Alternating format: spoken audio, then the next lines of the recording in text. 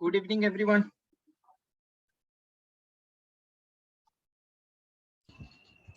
Good evening. Good evening. Yeah. So I'm sharing my screen. Just confirm my voice clarity, video clarity, and screen sharing. All are okay. Yeah, fine. Audible.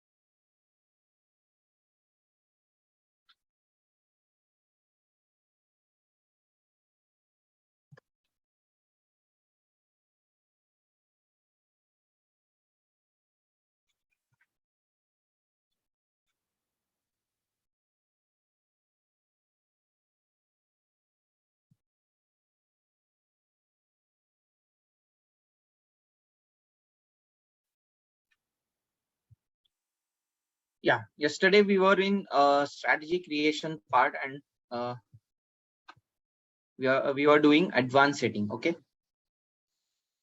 Now, in the advanced setting, first, now we'll understand what is the price execution part. Okay. So in the price execution part, you have four options. That is LTP, market price, best price, and average bid ask price. Okay. So let's assume that after the entry conditions are satisfied, and after entry condition is satisfied, let's say I want to buy a call option of Bank Nifty uh, of 38,000. Let's say strike price. Okay. So if you have selected a market price here, so whatever order which will trade on prior to the broker's end, that will be a market order. Okay. For example, suppose this call option market price is right now 225 rupees. For example, I'm taking this. So one market order will be sent to the brokers and then after that to the exchange. So whatever market prices available at that point of time, the order will be executed at market price, whichever is the market price that on that point. Okay. So so you can go for a market price, but if you don't want to put this order at a market price, what you can do, you can give the order on LTP basis. Okay. LTP means the last traded price. Okay.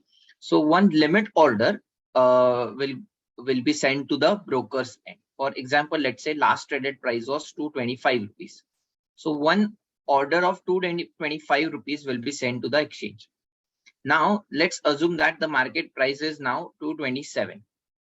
Okay, so this transaction will not happen because right now market price is 227 and your order is at 225. If this price reaches any time to 225, your orders will be executed and you will buy this option at 225 rupees. Okay, so this is very important. When you select a LTP, then a limit order is sent to the exchange. But when you select a market price, then a market order is sent to the exchange. Now you will find another option that is called as a revision attempts. So in revision attempts means actually you can modify your order so that you will get the best price for your trades. For example, in the previous example, I have sent a limit order at 225 rupees. But right now the market price is 227 rupees. Okay, now I want to change this 225 order. So I can actually take how many times I want to edit my order. So let's assume that I want to do it for 5 times and I'll increase this order, let's say by 1 tick. Okay. So as per our market, 1 tick means 0.05. Okay. So after a particular time, I'll revise this order and I'll increase this order. I'll increase this price by 0.05. So this order now will be revised first time for 225 rupees and 5%. Okay. After let's say a few minutes, I'll still not get this price at 225.05, so that this order will again revise to 225.10. So you can actually increase your order price so that you can get the trades. Here you can select the time. Let's say I'm waiting for 5 seconds. And let's say instead of 1 tick, now I'm going for a 10 ticks.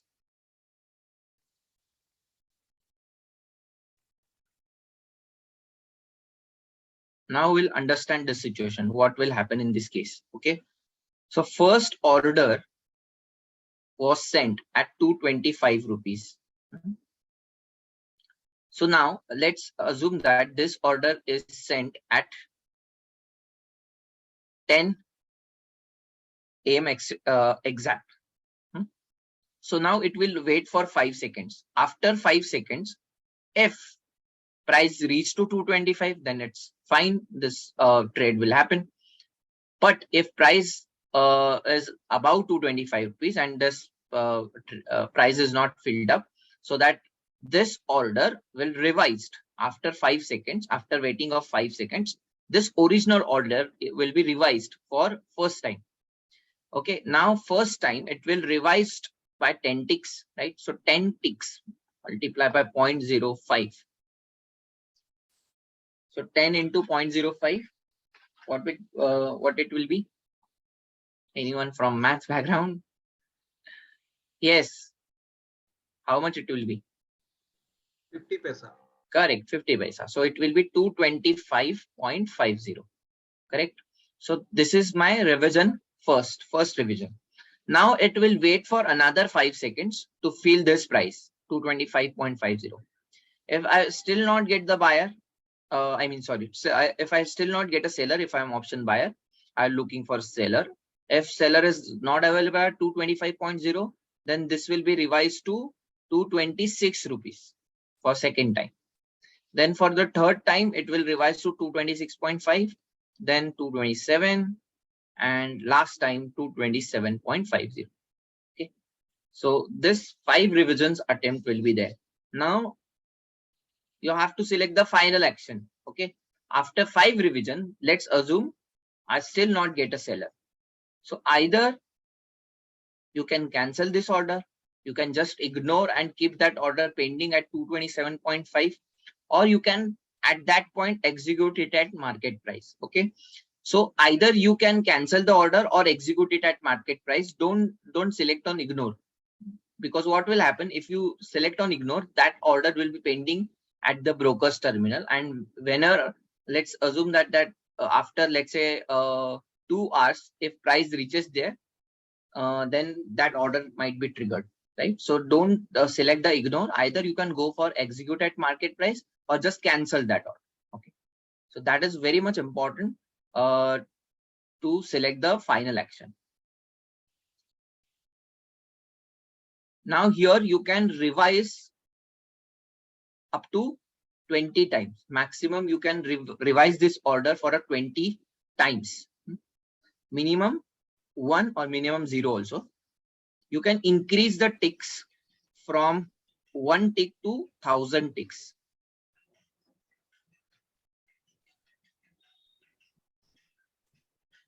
If you choose 1 tick is equal to 0.05.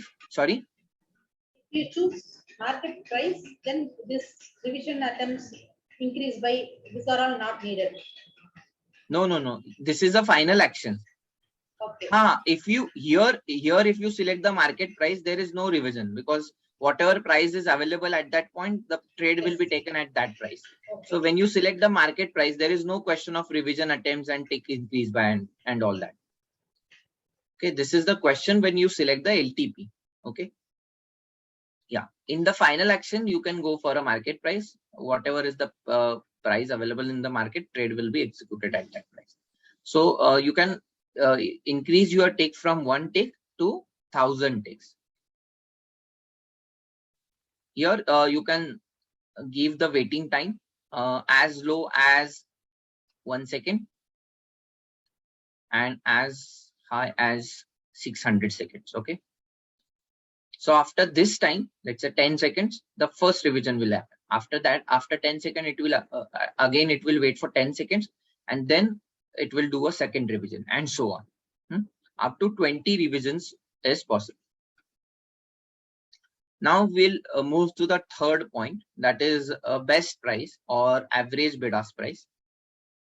Now, sometimes people don't want to give the LTP order or market price order. They want to give it at average of bid-ask price. So if the bid-ask data is available at TradeTron's end, so it will calculate the average price of bid prices and ask prices, and it will send a limit order of average price of bid and ask. Again, the remaining procedure is same. You can actually revise that order for 20 times. You can increase the ticks from here, and you can give a time here for how much time you want to wait till you do the revision and a final action. Okay, so rest things are same. Here, first order will be sent at average of bid prices and ask prices. In case of LTP, the last traded price will be sent as a limit order. In the best price, whatever price is available, which is the best bid price or which is the best ask price, dependent on whether you are a buying call or whether you are a selling call, or not necessary call, whether you are going long or whether you are going short. On that basis, whatever is the best bid price or best ask price respectively, that will be taken from the system, and that price will be sent as your limit order. But for getting this order, best price and average bid-ask price, it is very much important that TradeTron should have that bid and ask data from its vendor.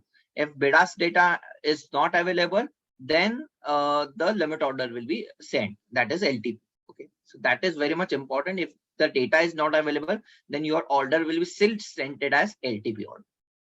Yes. Order should be available from whom? If that is the case, it is from the broker. Yeah, data is not from broker. This data is received by TradeTron from its vendors.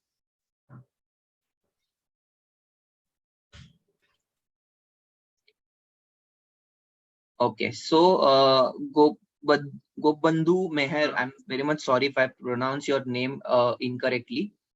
It's Gopbandhu, I guess. So he's asking whether to how to handle the the freak trades. Okay, so for freak trades, you can go for a market price. Even I am having 5 public strategies, and I'm using this market price function for so long, since I think December 2021. December 2020 I'm using this. So I'm not getting any problem for market price, because freak trades are happen only for few milliseconds. Okay? And whenever whenever TradeTron sends this order to your broker's terminal and then it sends to exchange, it takes almost 4 to 5 seconds in between. So till that time, it's not freak trade is not long as such, right? And not even for 1 second. So there is no tension of freak trades even if you go for a market price. But if you still have a fear of freak trades, then you can go for LTP in that case. Just go for it. But there is a problem when you go for a LTP. Okay, let me quickly show you what is the problem. Let's assume that your stop loss, let's say you bought a call at 100 rupees and your stop loss is 80 rupees. Okay, that is 20 points. So whenever this call price reaches to 80, you want to exit. So if it reaches to 80, it will send a limit order of 80 rupees. So TradeTron will fire this limit order at broker's end, and it will take almost 3 to 4 seconds to execute this. So this 80 rupees order is now at exchange. But assume that in between Bank Nifty, let's say, falls by, let's say, 60, 70 odd points, and now this call price is almost 65 rupees. Now this trade will not happen. Why? Because you want to sell it at 80, but whereas market price is 65 rupees. And let's assume this never touches to 80. It's going down and down and down and down. and you are doing revision. Okay, so you might be facing some difficulties because of this if you go for a LTP. So I always advise go for a market price. Some slippages will be there, but you will be saved from getting big losses. Sometimes there are if you select a market price, you may face some difficulties in case of stock options, because in the stock options there is no liquidity. So because of illiquidity, there are much difference between your bid prices and ask prices. So it is when you go for a market price order, it is very much possible that you get very higher rate when you are buying, and you get a very cheaper rate when you are selling. So their slippages cost will be higher. So in that case, you should go for a LTP. If so, I'll make it simple for you. If you are trading an instrument which is quite liquid, for example, you are trading in let's say large cap stocks like Reliance, Titan, TCS, where bid-ask prices don't have that much difference in between. I think 0.05, 0.010 paisa is the only difference when you trade such kind of liquid stocks. Or if you are trading in Nifty, Bank Nifty, there is a big liquidity is available. In case of futures and options, then you can definitely go for a market price. But if you are trading an instrument which is not liquid at all, or the liquidity is very less, for example, like a Fin Nifty, okay, there is no liquidity in case of Fin Nifty, or in case where you are trading a stocks which are C graded stocks, something like that, or D graded stock, where there is no liquidity. In that case, you can go for a LTP. Yes. Any question on this? Okay, Subodh is saying quickly explain about the freak trades. Okay, freak trades is that thing. It means, for example, if Bank Nifty is 38,000 right now, that is trading around 38,000. But let's assume that 38,000 call price is running at 500. So let's assume delta of this strike price is 0.5. So let's assume if the Bank Nifty is moved by 100 points, this should be moved only by 50 points, keeping all other things remain constant. But because of some algorithms and because of big players doing some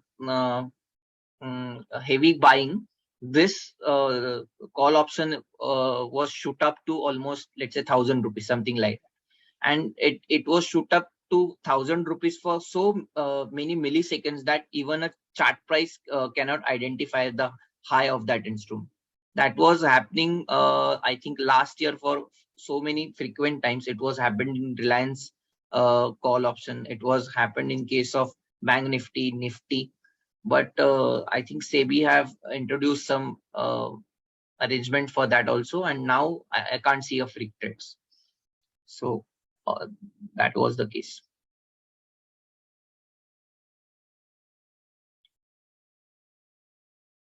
Deepak, if you have late, you can just watch the recordings after recordings are available, because I cannot repeat it again.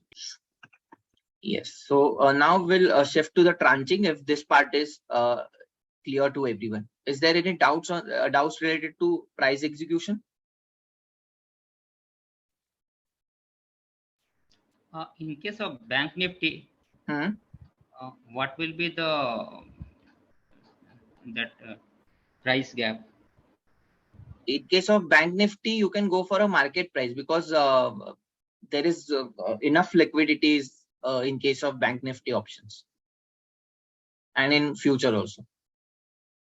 Bank Nifty is a very liquid instrument, so that's not at all a problem in case of Bank Nifty for going a market price. Even Price Nifty. execution is for both entry and exit. Yes, price execution. This advanced settings is applicable for the entire strategy. So And we therefore cannot have a separate price execution for no, entry and for exit. No. This price execution is for the entry, for the repair ones, for the repair continuous, for the exit, and for the universal exit.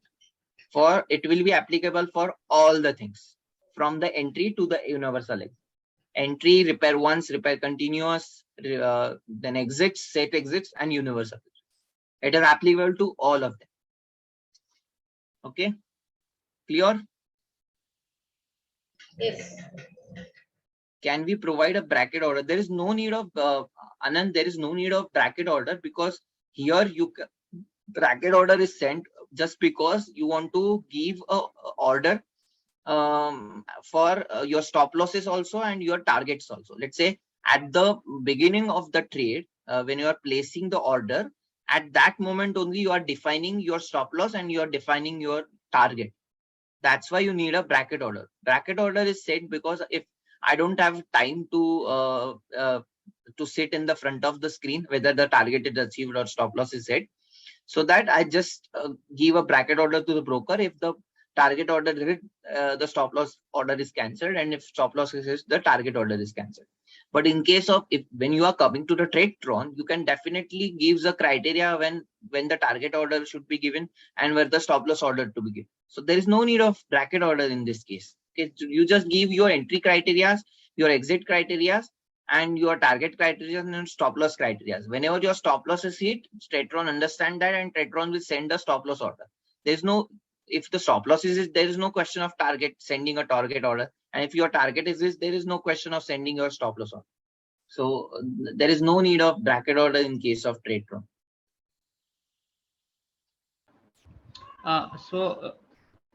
You want to say that for liquid stocks? For liquid stocks, still I'll suggest to go for LTP, because if the stock is liquid but there is no liquidity in case of options, you should go for LTP. But if you are trading in stocks which is liquid, then you can go for a market price, because many stocks are there which are liquid stocks, but in the futures and options they are illiquid. Okay, so you should be taken into consideration. Slippages will not be there. Sorry? For Bank Nifty and Nifty, slippages will not be there. Yeah, there will be some slippages, but you can be saved because of, if you go for LTP, you might face a heavy loss because of that. Say your universal exit condition is minus 2,000 rupees. I mean, if the loss touches to 2,000, you will exit, right? So if you exit at market price, maximum you will exit at 2120, 2,200 max, right? So 100, 200 slippage will be there. But what if your limit order is gone and let's say Bank Nifty is crashing like anything? So there is a possibility that after doing up to 20 revisions, you might lose a very huge amount. Okay, so better to go for a market price in case of liquid options. Okay. So for market order, in case of Bank Nifty, the slippages will be 2-3 points only. Maximum 2-3 points, sometimes 5 points. Okay. I'm trading this almost for let's say 1.5 years, and I can't see that much slippages. Yeah, but slippages will be there. That's for sure. Okay, now. So for now, yes. How about this best price and that? For best price, you said that there will be some availability of data from vendors. Yeah, sometime. Yeah, availability matlab, it is a bid-ask data which TT2 receives from the vendor's end. Okay, if that data is available, then these prices will be taken into consideration. Otherwise, if that data is not available, then the limit order is sent at LTP. Okay, no, but I mean, availability of that bid-ask data is supposed to be there, right? In some cases, or probably in some days it is not there. Yeah. For that days, I am explaining that if that data is not available that day, then the limit order will be sent instead of bid-ask data. Okay. Yeah, someday it may happen that bid-ask data is not available. In that case, LTP will be sent. Right. LTP order. And what should be the ideal tick size and sorry? Yeah, actually, this depends on the instrument that you are trading, right? So, for example, if you are trading in Reliance, Price is let's say 2,500 around. I don't know exact price of Reliance right now, but it is, I think, around 2,500 rupees, right? So in that case, in the Reliance case, you will find bid-ask difference is not too much. But if you start trading in MRF, there will be a big bid-ask difference, right? So it depends on the instrument that you are trading. In case of Bank Nifty also, it differs from situation to situation. So I cannot give you the ideal situation, but if you are, I'll just quickly give the brief. If you're trading in liquidity, it means you're trading in Nifty 50 and Bank Nifty, just don't go for LTP. Just go for a market price. Okay, straight away, go for a market price. Whatever price is available, take that price. In case of illiquid stocks, or in case of stock options of for example, if you're trading in stocks like Nokri, okay, where there is no liquidity at all, so in that case you can go for LTP, because if you select the market price, what will happen, the slippages cost will be much higher. But in case of Bank Nifty and Nifty, which is very liquid instrument, the slippages costs are not that much, so you can definitely go for a market price in case of liquidity is available. I mean, there is a lot of liquidity. Thank you. Yes. Now we'll go and understand the tranching. Tranching means all the positions are not taken at very first attempt. You can actually take in pieces. For example, let's say I'm doing tranching by 50% and selecting one tranche after every 10 seconds. So let's say I want to buy 2 lots. I want to buy 2 lots of Bank Nifty. So what will happen if I select 50% as a tranching? First lot is bought, let's say at 10 M. Then it will wait for 10 more seconds. And after 10 seconds, it will give one more order of 1 lot, and another lot is bought. Okay, so basically it is not taking a position at one stroke. It is dividing that position into pieces and taking that positions after waiting for 10 seconds. You can actually increase or decrease this time, waiting time. You can have as low as 1 second and as high as 2 hours. And in tranching, you can go for 50%, then 25%, 20%, 10%, 5%, and 1%. You can go for 20% as well. So in case of 20%, let's say I want to buy 10 lots. So 20% means 2 lots will be bought at first, then 2 lots after 10 seconds, then 2 lots after 10 seconds, then another 2 lots after 10 seconds, and another 2 lots after 10 seconds. So it will be divided in the 5 because you have gone for 20%. But in case of tranching, you should be taken into consideration the brokerage cost, because some brokers charge the brokerage on the basis of, per order basis. So if you bought 10 lots at one stretch, the brokerage cost will be 20 rupees. But if you bought 2 lots each for the 5 times, then brokerage cost will be 20 multiplied by 500 rupees. So 100 for buying, 100 for selling. So total cost will be 200. But in case of first option, that is buying the entire quantity at once, the brokerage cost is only 40 rupees. So 40 compared to 200. So this brokerage cost you need to take into consideration. This tranching will apply for all the conditions. For the entry conditions also, for repair conditions also, repair continuous, repair once, exit, and universal exit. In all the cases, this tranching will take place. So this you need to take into the consideration that's the very important part is brokerage.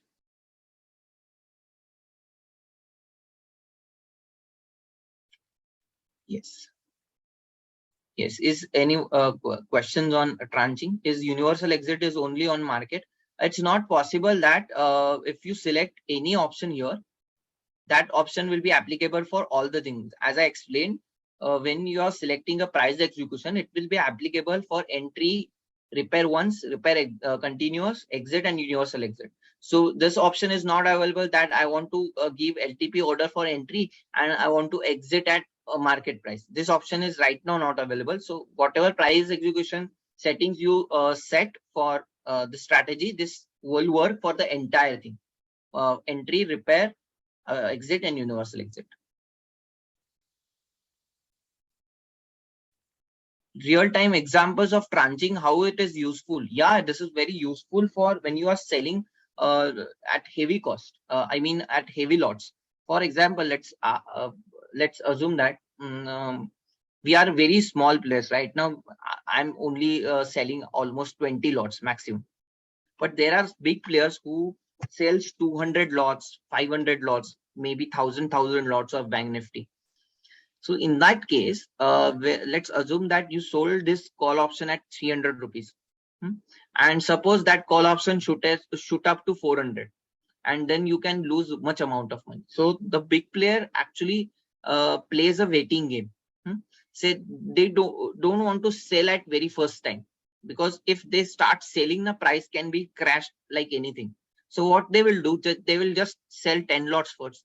Then again 10 lots, 10 lots, 10 lots, so that they will get the average price, because volatility in the Bank Nifty is too much, right? So they want to take a benefit of that volatility. Suppose, let's say they have sold 20 lots at 300, 20 lots at 320, 30 lots at 350, then another 40 lots at 380.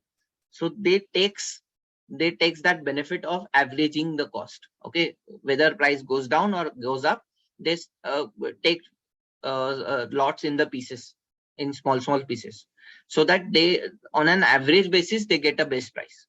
So that is the real-time example of tranching. This is very much useful for a big players. Okay, not for a small player like us who sells only 10 to 20 lots. Is it necessary that we have to use tranching? No, it is not necessary. Even I am not using it. I'm selling almost 20 lots a day, but I'm not using tranching. It's up to you whether you want to use it or not. If it is useful for you, then you can go for it. If it is not, definitely not. In tranching, you can go for 100%. It will be taken entire position in one stroke only. Yes. Any questions on tranching?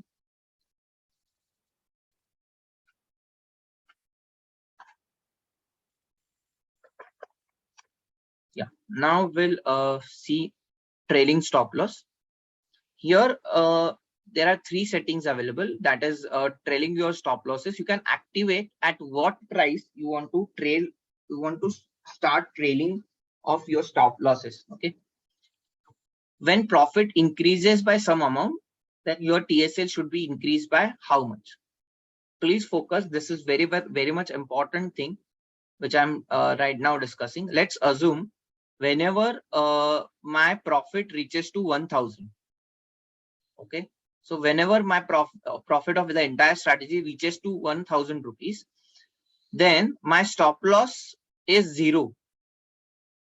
So activate means whenever my strategy profit touches to 0, it will start trailing my stop losses, and that point my TSL is 0. Now I'm giving the logic here. If my profit increased by 100, I want to trail my stop loss by 100. What it means? So if my profit goes up and touches to 1,100, then my TSL will move from 0 to 100. So it means whenever my strategy reaches to 1,000, I need to relax now, because I will not lose anything right now. Because even if price goes down and I started losing money, still I'll be exited at 0, because my stop loss is now activated to 0. When prices touches to 1,100, now my TSL also moved by 100 points, and now it is set to 100. It means that even if I lose 1,000 points from here, I'll be exited 100 rupees. So minimum I'll get 100 rupees in this case. If let's say it goes another 100 points and now it is reached to 1,200, so again my stop loss will move 100 points and it will be now 200. Okay, so whenever a TSL, it means if profit starts going down this TSL level, you will be exited at this level. Okay, so if 1200 was my maximum profit, after that my profit starts diminishing, and if it touches to 200, then I'll be exited at 200. So I'll be booked 200 at least 200 rupees if my strategy has touched to 1000 rupees. I mean to 1200 rupees. So this is how you can trail your stop losses. You can activate at any point of time. Let's take a different example where I'll trail my stop losses faster. Let's assume I'm activating my trailing stop loss at 1000. Whenever profit increase by 100, now I want to increase my stop loss by 200 rupees. I'll quickly open Excel so that you'll understand it better.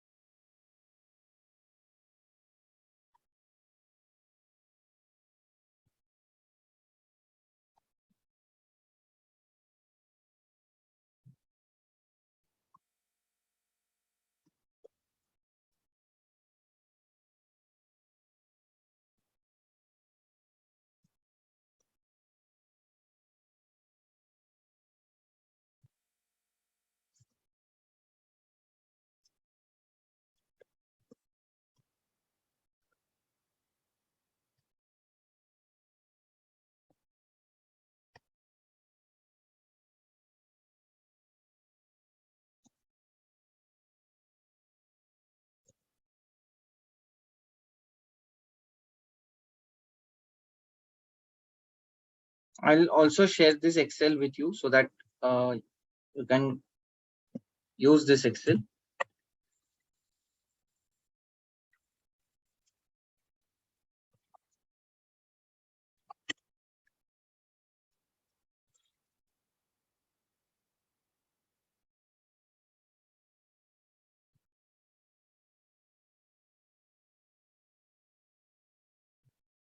So let's say I'm activating my trailing stop loss at 1000 rupees. So at 1000, my trailing stop loss is 0. It means if my strategy touches to 1000 profit, now I don't need to take any tension. Even if this 1000 is gone, I'll be exited at 0 rupees. So at no profit, no loss. So let's assume if my profit increases by 100 points,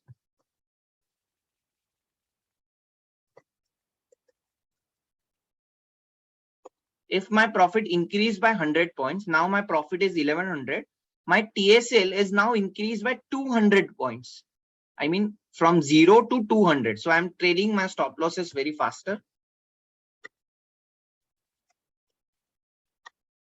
So now my TSL will be this.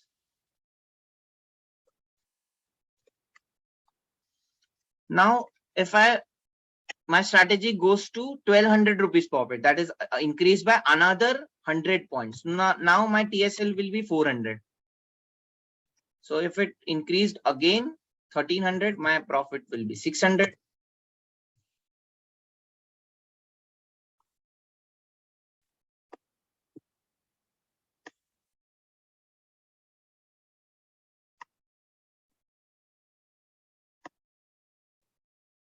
At 1700, my profit is 1400. At 1800, my profit is 1600. And now what will happen? At 1900, my profit is 1800. And at 2000, my TSL and my TSL activation are matched. Now my strategy will be immediately exited at 2000. Why? because my TSL and my profits are the same. So if you're trailing your stop losses faster, at one point of time, it will match to your profit, match to your maximum profit. And at that point, your strategy will be universally exited because your TSL and your profit is same. Now we'll take an example where you are trailing your stop losses slower. So what will happen? See, at 1000, your TSL is 0. At 1100, your TSL is 50. At 1200, your TSL is 100. So actually, when profit goes up by 100, you're moving your TSL at very slow rate. So it will never match. Okay. And if let's assume that you are in profit of 2000 rupees, and from that level, if you lose 1500 rupees, then you will be exited at 500. So I'll share this Excel with you. You have to just give a TSL activation point here, profit increase by profit, TSL increase by logic. Then you'll get at what point of time what is your TSL. For example, let's take an example. I'm activating my TSL at 5,000 rupees. So you need to put 5,000 here. And if my profit increased by, let's say, 10 rupees, I want to increase my TSL by 12 rupees. Then you can get this from here. Or let's say 1,000 rupees. Then I want to trail it at 1200. Just put this two figures here and you will get at what point of time what is your TSL. So here you can see at 15,000, my TSL is 12,000. And you can drag it for having another 15-20 rows as well.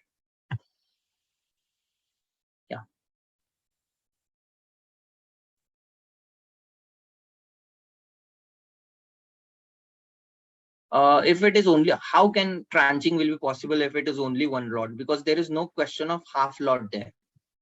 So in case of Bank Nifty, you cannot have 12 quantities to trade or 12 and a half quantities to trade. So it will not happen. If you have selected one lot and you have selected 50% tranching, then the orders will not be fired. Or even if order is fired for 12 and a half quantity, it will not be executed.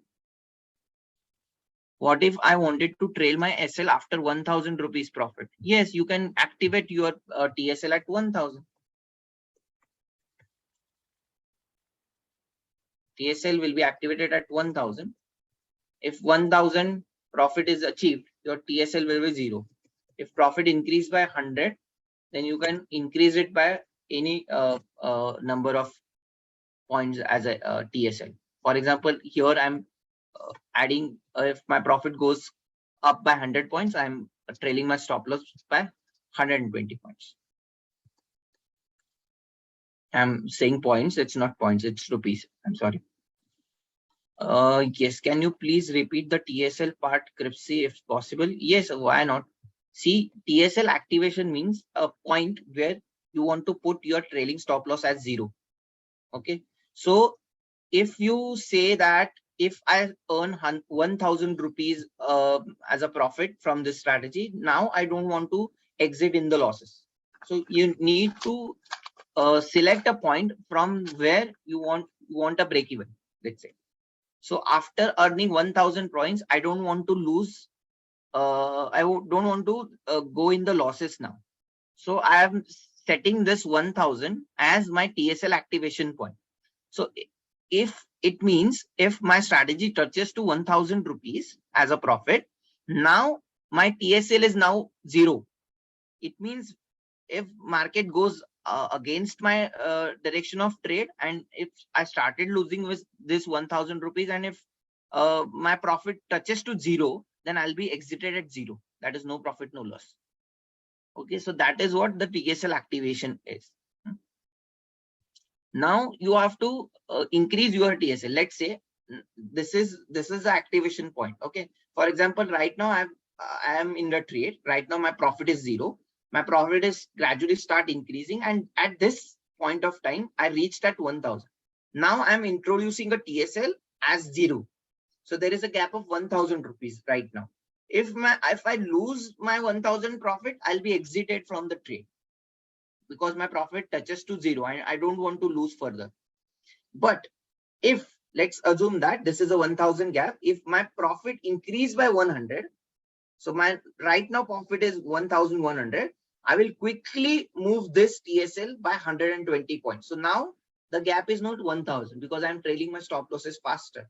So now my profit TSL is at 120. If I lose this rupees and my profit touches to 120, I'll be exited at 120 because my profit was reached to 1100.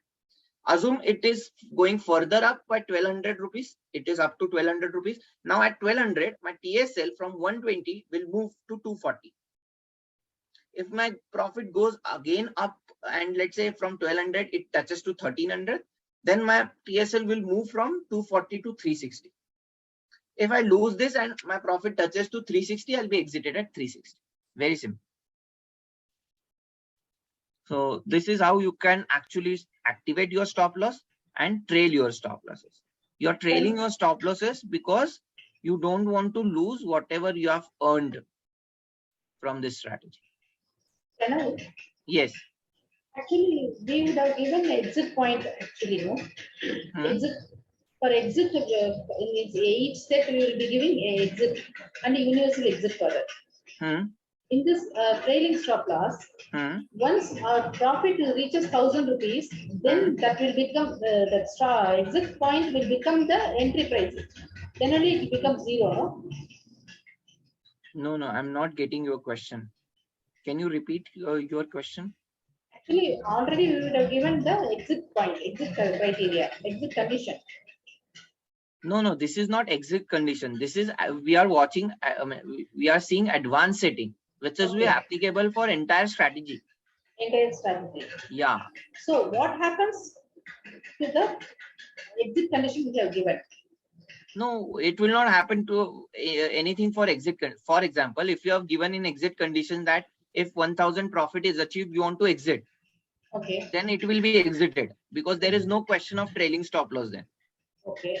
But we have given the profit to be maximum 5,000 rupees. In that case?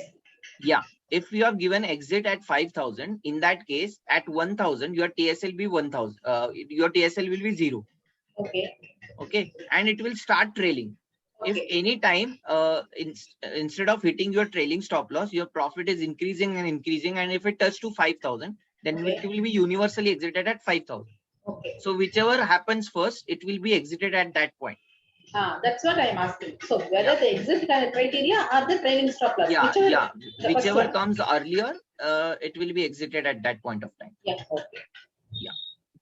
Even if you have put it, let's say set exits and universal exit at the same time, and you are trading in 3 sets, and all the 3 sets have took the positions, Tradetron will check the all exit condition and universal exit condition and this trailing conditions at the very check it simultaneously. Whichever condition happens first, it will be happen first. So if the trailing stop loss hits first for set one will be exited. No, trailing stop loss will be for entire strategy. This setting, as I'm repeating it again and again, this is applicable for the entire strategy, irrespective of how many sets you have in the strategy. Let's say I'm having 20 sets. The profits of trailing for the logic of the trailing stop loss, it will take consideration into profits of all the sets. That is profit from the entire strategy. That is that cumulative profit. You cannot have trailing stop loss on set level basis. It is strategy level basis. Like universal exit. Yes.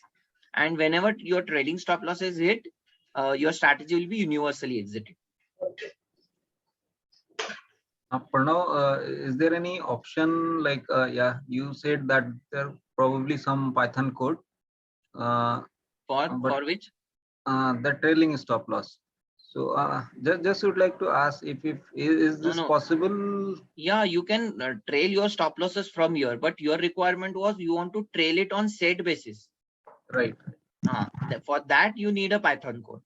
But if you want to trail your stop loss on strategy level basis, you don't need a Python code. Just put a logic here and you can trail your stop losses. No, so I mean, other than Python code, is there any keyword or something like we can set it in exit condition or on set level? Exit condition on? set level, or either we include in that no, we cannot have right now the system as per the system of the trade front. Right now we cannot trade our profits on set level. Okay. That we can do, but only by Python code. Right. Okay. Right. Yeah. In future, we'll take it as a feedback. If possible, we can also have this feature of trailing stop losses on set level. Thank you. Hi Pranav, Prem speaking. Hi. I have two doubts. Can I put portfolio stop loss like a 4% or 5%? Is there any option in there? Yeah, but not here. You can put that in universal exit. In percentage? Yeah, percentage basis stop loss can be put, but not here at universal exit. Actually I'm an option seller. Okay. For example, I can use like around 20 to 25 set per day. Okay, but all sets I have to consider as a 5% as a portfolio stop loss. So, I got it. You can do it, but not here, not from here. So each and every set have to do, right? Universal exit. No. Universal exit will happen if that stop loss is it. All sets will be exited. Okay. So can you brief about that? Yeah, when we do the universal exit, at that time we'll do this. Or when we come to adding stop loss and targets, we'll do that time. Okay. And one more doubt. Actually, I'm an option seller. Okay. If I don't have the margin, that order will not hit. Okay. It will give that like any that message alert. Message alert. That we will do later. Yeah. I'm going to cover this in a later part of this course. Sure. Okay. Don't worry. Yeah. Thank you. Pranav, yes. What is the necessity of this trailing stop loss when you have stop loss in universal exit? Yeah, see, you're trailing stop losses because you don't want to lose your earned profit. So trailing stop loss is not there in universal exit. No, trailing stop. See, for example, right now you are entered into trade. Okay, your target is 1,000 rupees. Yes. And let's say your stop loss is also 1,000 rupees. Okay. Okay, let's assume that you are in the profit right now and your profit reached to 900 rupees, but it never touched to 1,000 rupees. Okay, if it could reach to 1,000, you will be exited at 1,000, but it never touched to 1,000. It goes to 900 trade, and now it has started come down. Now it is in the losses, and your it goes into negative, and your stop loss of 1,000 is hit. Now imagine, at one point of time you are in profit of 900, and you took a stop loss from there at 1,000. Yes. So I don't want to lose this 900 rupees I've earned, right? Yes. So now the trailing comes into the picture. Suppose if I activated my stop loss at 500, and every 100 increase, I'm increasing my TSL at 100 rupees. So what will happen when you are at 500 rupees profit? Your TSL is your TSL is 0. At 600, it is 100. At 700, it is 200. At 800, it is 300, and at 900, it is 400. So when it starts coming down and touches to 400, you will be exited at least 400 profit. Yes. Yeah, that is the logic why people do the trailing of stop loss. This is very, very necessary in case of futures and options.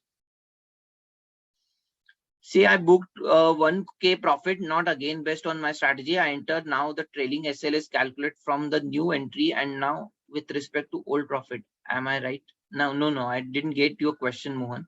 Can we use a TSL in percentage? No, right now, this advanced setting, you can have your trailing stop losses as a price basis. I mean, rupees basis. You can increase your TSL. If you want to increase it by percentage, you can just convert your percentages into rupees terms. It's very simple mathematical. No, my question, Pranav, I'll repeat my question. Actually, a strategy is there which booked 1K profit, suppose. Okay. Now, again, I make a re-entry based on my strategy.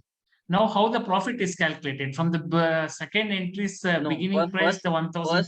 First, you need to identify whether it was an exit or whether it was a universal exit. No, it's not a universal exit. It's normal exit on repair condition. Okay, it means you have two different sets. In one of the sets, it is exit has happened and you have booked 1,000 rupees profit. Then that profit will be considered for trailing your stop losses. As I said, when universal exit happens, then the counter is changed and then there will be a new match. Unless and until the universal exit not happens, the profit will be considered for the entire strategy. Consider there is no universal exit for the time being. Yes. Okay. So then that 1,000 will be taking as a profit. Total profit. Total profit. Yes. Yes. Oh, it's purely based on total profit and total loss within the system. Correct. Nothing so else. Based on total profit, it will start trailing your stop losses. Okay. Okay. Got it. Yeah. So this is trailing stop loss. We have already seen this reactive on exit after, that is the time after the universal exit happen. You can reactivate this strategy, and this is a waiting time you can select. Minimum as never or 2 minutes and maximum 365 days. Then you will enter the capital requirement for running this strategy. Here I've suggested to have 1 second and 1 minute, and check conditions that will be checked continuously. Yes, another feature that is called as a rollover on expiry. So let's assume that you have a futures position and a put position. For example, you have longed in future, and for hedge you have bought some put. So let's say today is the expiry and you want to roll over your positions. Just a second, my pen is again not working. So from here, you can roll over your positions. So you need to give just the time here.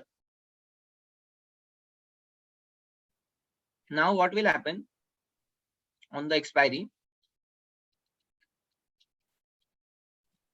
All the position for current week expiry or current month expiry, as the case may be, will be exited. And the same strike price options will be bought or will be sold as per the case may be for the next week. Same strike price. Same strike price. Just give me 1 second. This is, I don't know why it's not working. Yeah, let's take it with the example. Let's say I have got, let's say 38,000 P of, let's say, September expiry. And against, I've got a future of Bank Nifty. This is my September month's position. And I want to roll it over to the October expiry. On September's monthly expiry, what will happen? Another 38,000 P of October expiry will be bought. And future will be long. And these positions will be exited because as this is a current month's expiry. So on current month's expiry day, these positions will be exited and new positions will be created.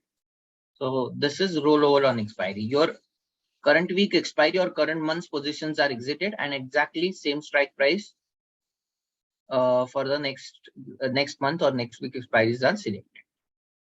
This rollover will happen whatever time you have given here. Generally, we do rollover at the end of the market. So here you can give a time at what time you want to do a rollover.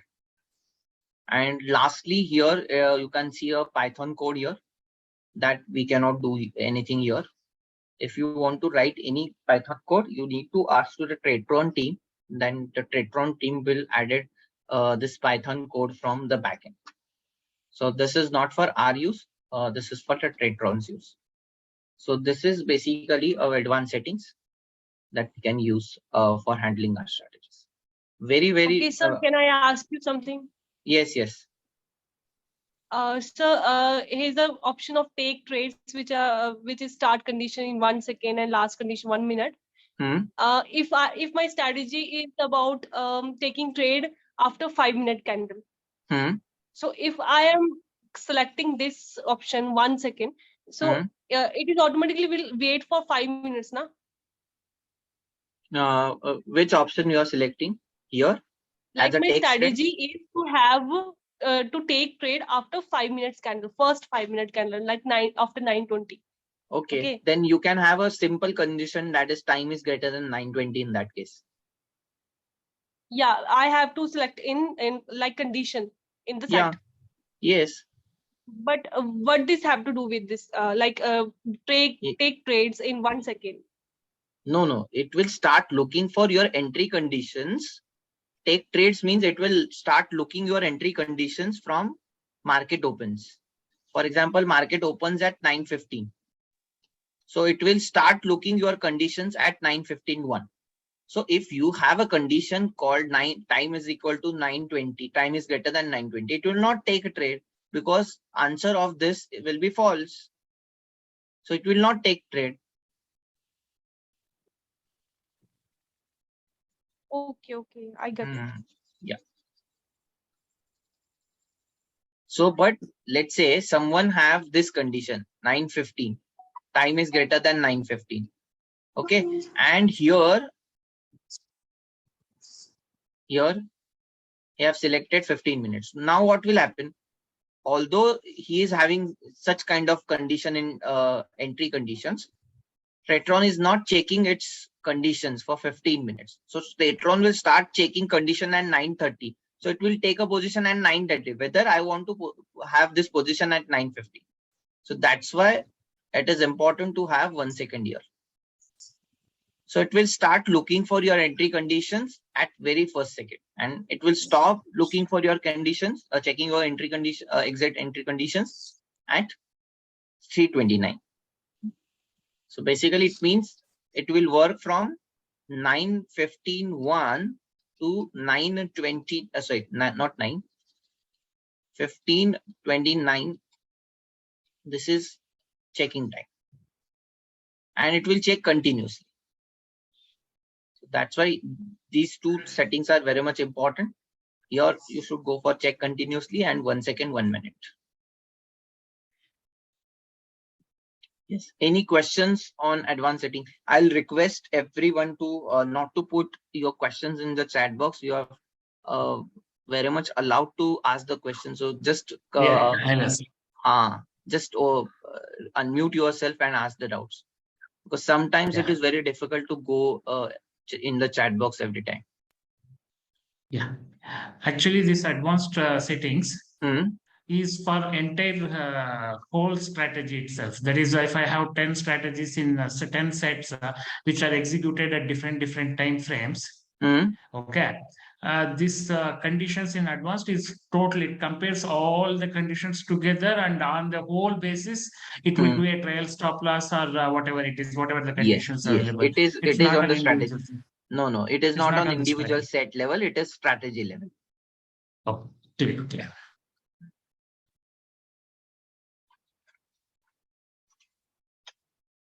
Pranav, hi. In case of rollover, is the counter reset? No, because strategy is not universally exited. Okay. Yeah. For the counter to reset, there must be a universal exit to happen.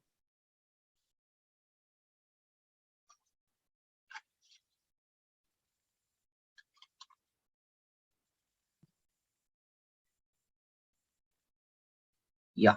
Now we'll go to actual strategy making part, for which most of the people are waiting for.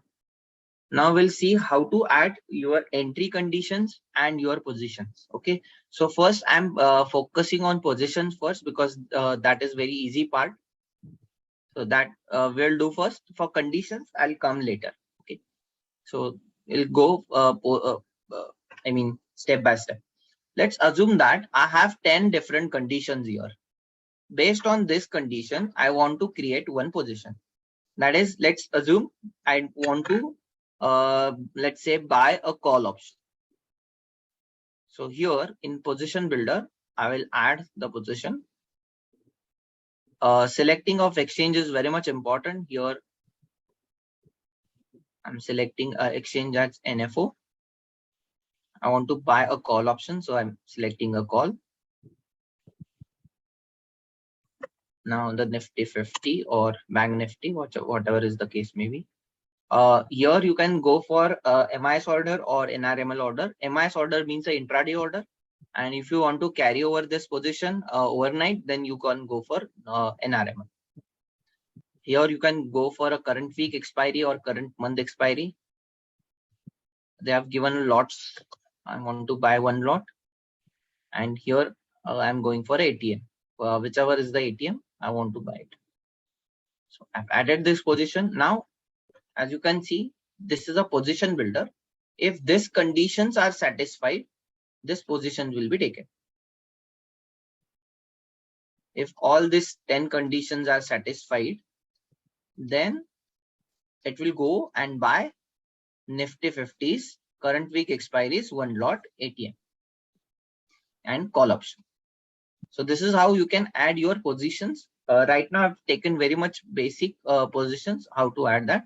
We're going to see how to add any advanced positions also. So this is what how you can add a position in the position build. Now I'll quickly come to conditions. Here you can add the number of conditions. You can add the groups as well as the subgroups, as many as you want. Explain add in position builder. Sorry? Add. What is add? Yeah. Add means you want to add the any position to the position builder, right?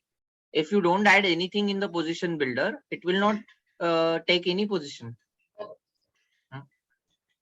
Yeah. So in set, let's say set number 1, you can have the number of conditions as well, and you can actually add the groups in which you can have any permutation combination. You can have a subgroups also, and there is no limit of adding the number of groups or number of subgroups. Okay, you can have any logic and or any logic you can have.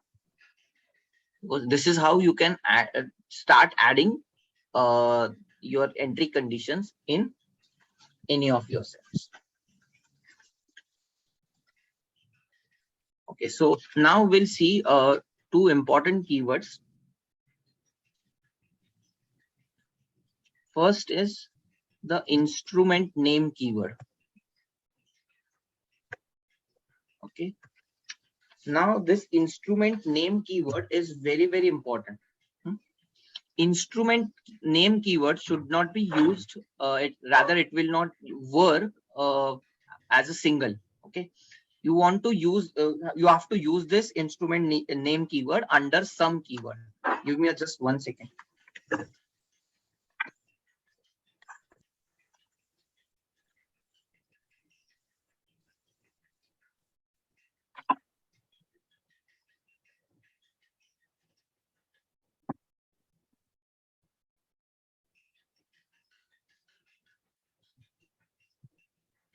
Yes. So instrument name. Can you start from the beginning? From where? Condition builder. Yes. So instrument name will face the name of the instrument. Okay. So instrument name keyword should not work on its own. You have to use this under some keyword. Okay. So here I'm selecting an exchange. Let's say I'm selecting an NFO. Here I'm selecting a Nifty 50. Okay. So let's assume that I want to fetch the LTP of the instrument name. Are you getting me? LTP of instrument name. So LTP is a different keyword and instrument name is a different keyword. You will need this instrument name keyword for many times. So what this instrument name keyword will do, this will fetch a name of the instrument. This will fetch only the name of instrument. So if you don't use this LTP keyword, then it will give you only the name. That's it. And you can do you cannot do anything with this name. So instrument name keyword will fetch the name of the instrument, that is the exchange, then the Nifty 50. And let's assume that you are buying a call or you are looking a call option, then it will give C and it will give as, let's say, 15,000. So the instrument name will fetch only the name of the instrument. This is very much important. So that's why it will not work on its own. You need to use this under some keyword. For example, let's say I want to calculate, rather I want to have a LTP of this name. So if I select in LTP, I'll select LTP. Under LTP, I'll now have instrument name. So when you say LTP of instrument name, it will actually fetch the last traded price of that instrument name. So here I'll click on instrument name. So these two are completely different keywords. LTP is a different keyword and instrument name is a different keyword. Instrument name will fetch the name of the instrument and LTP will fetch the LTP of that instrument. So both the keywords are very much important. So if I select LTP only, I need to give the instructions which instruments LTP I need to find it out. So here I'll select the instrument name. Now I'm selecting the exchange. Now I'm going for a Nifty 50. So here you can find this LTP and instrument name. Now I'm copy pasting this, and here instead of keeping this other three columns blank, right now I'm selecting a expiry year. Let's say I'm going for a current month expiry. Now it will return me the future value. So this will give me the spot value and this will give me a future value. So there are two charts of Nifty 50. One is a future chart and one is a spot chart. If I want to have a LTP of spot price, then I'll select LTP under instrument name, and under instrument name, I'll select the exchange and Nifty 50 only. I'll not give you expiry or CP or any ATM PTM. Okay, so then it will return to the spot. So now it will fetch the LTP of the spot price. Now if I go for a instrument name where I've selected a current month expiry, because futures are monthly expiries. So I'm adding just a expiry. Now it is looking for a LTP of the future. Now I'm adding one more thing.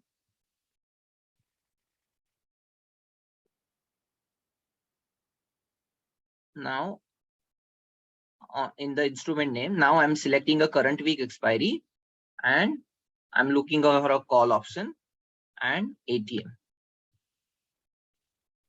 So now it will fetch or it will return the value of call option, which is ATM right now,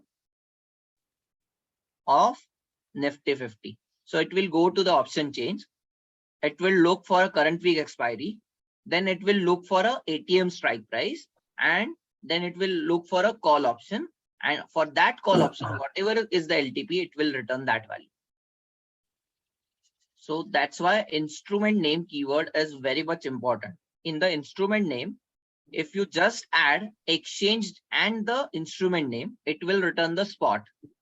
If you add the expiry, then it will return the future value.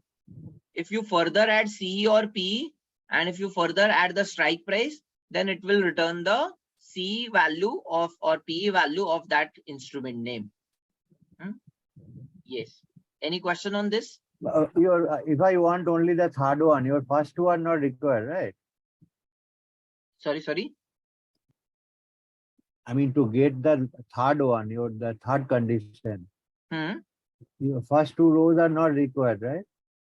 Yes. This is an independent situations I'm talking about. Okay. Yeah. So if you want a spot value, you will write this. If you want a future value, you will write this. If you want a call or put options LTP, you will write this. Yeah. If you want to spot, you will not need this. Yes. So Pranav, if whatever conditions we are giving, accordingly, there will be an application which will be written in Python. Correct. Automatically it will be written, right? Accordingly. So that is the reason. Yes. So if that you is the say reason there is no need for us to learn any language. We are just putting conditions, automatically it will be written. Yes. You don't need any Python related or IT related background. Pranav, how to choose this LTP instrument name? From where I have to select this LTP instrument name? Can you see here? Yes. Just type LTP here. You will get the LTP. Okay. Then this pop-up will happen. Just click on OK. Then click on instrument name. Here you will add the NFO. Have you done NTT course, ma'am? Yes, done. So in this course, this is covered. Just go through it again. In coming days.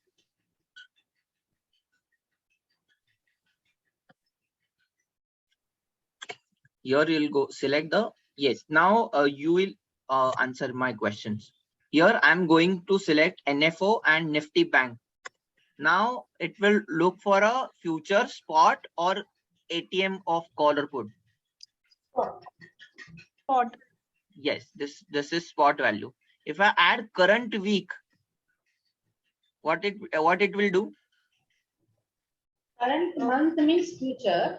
Current month means. But if I select current week by mistake, what it will do? It will not give any data. Correct, because there is no weekly expiry for future, right? So many students do this mistake. They want a LTP of the future of Nifty Bank. They select NFO, Nifty Bank, and current week. So it will not fetch anything, right? So if you want a future, current week is the last week, then automatically it will fetch the month one, right? Yes. If current week is the last week, by their luck, then it will work for that week, but for next week it definitely will not work. Yes. So if you want to fetch the futures price, then you should select a current month here. If you want the option, you can either go for current month, current week, doesn't matter at all. Call or put. Let's assume I want LTP. Now I don't want ATM.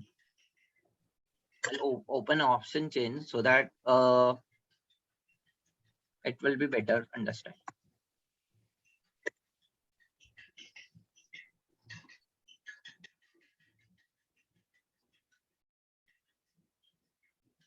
Okay, this is a option chain of Bank Nifty for the coming expiry.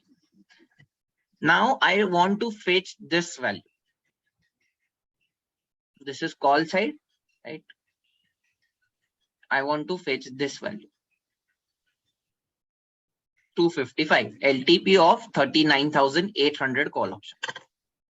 Now see, now what I'll do.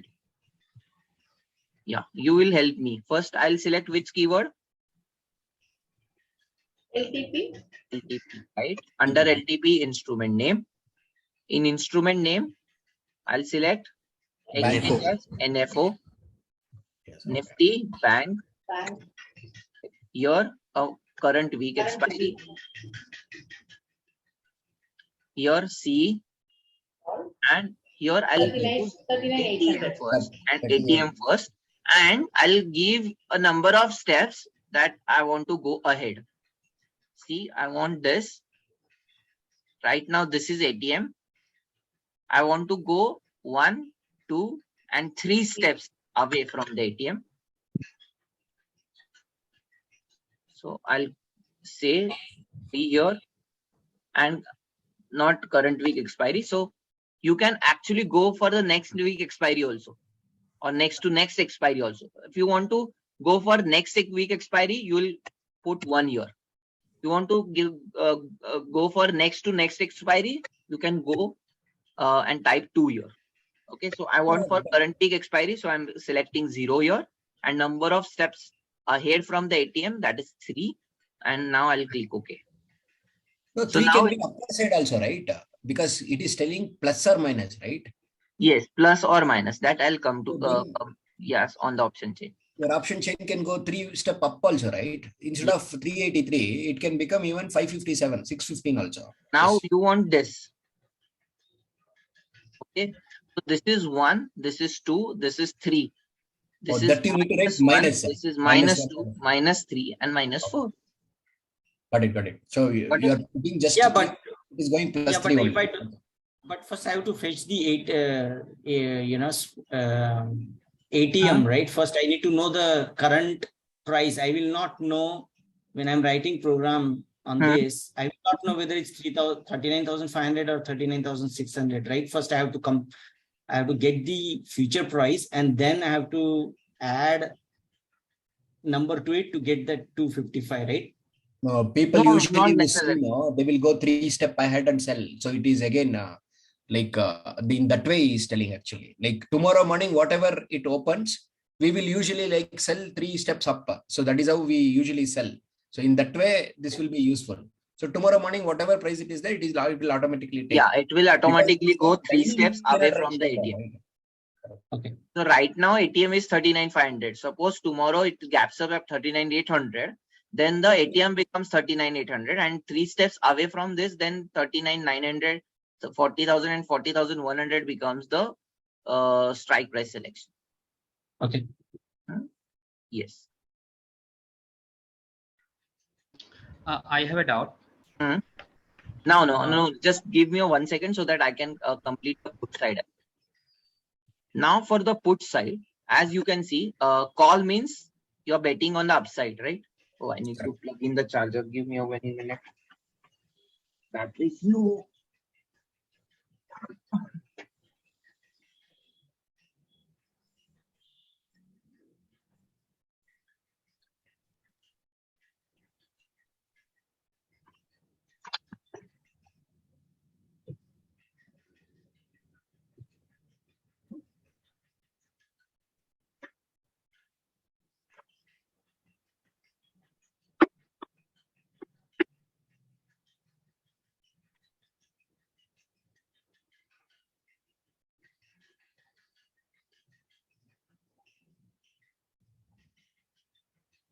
Yes, for put side,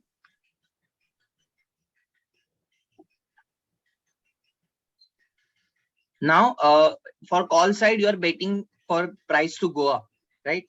So this is +1, this is +2, this is +3, and this is +4. For put side, this will be +1, this will be +2, this will be +3, this will be +4, and this will be -1, -2, -3, -4. Okay. Yes, is it clear to everyone? Yes. Yes. So can I simply say that you know what is ATM, right?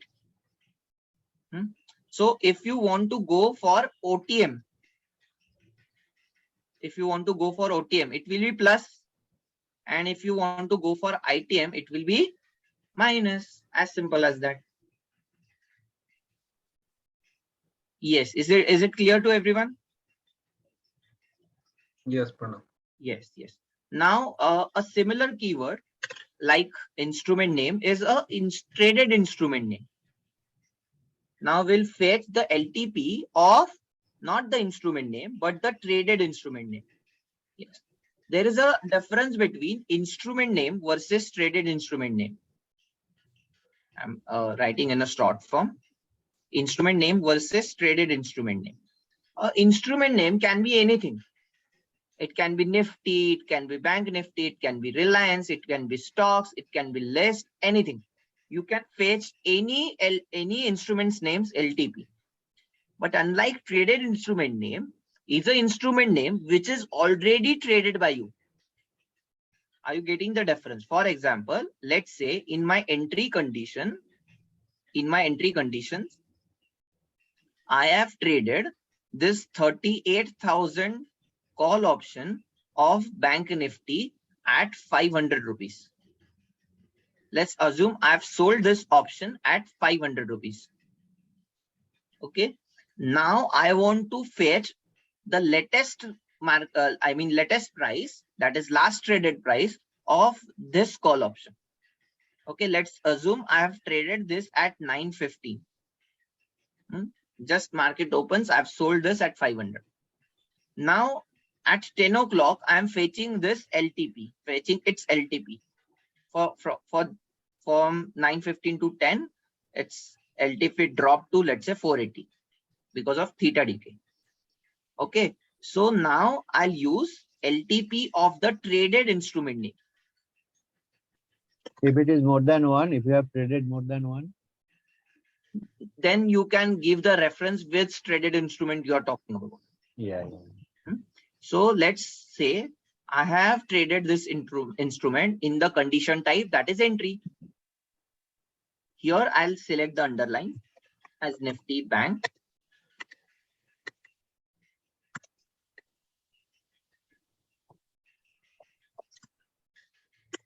Then I'll give the reference that my set number was 1, condition number was 1, and leg number was 1. So I'm giving a reference where I have traded this instrument. Now there are two keywords. First is LTP and the second one is traded instrument name. What traded instrument name will do? It will give me a name. How? It will say NFO, then the Bank Nifty, then the call option, and then the 38,000. It will give me a name. But what I will do with the name? I want LTP of this name. So I'll say LTP of this. And this is what? This is nothing but my traded instrument name. I already traded in this. So now it will go in the option chain.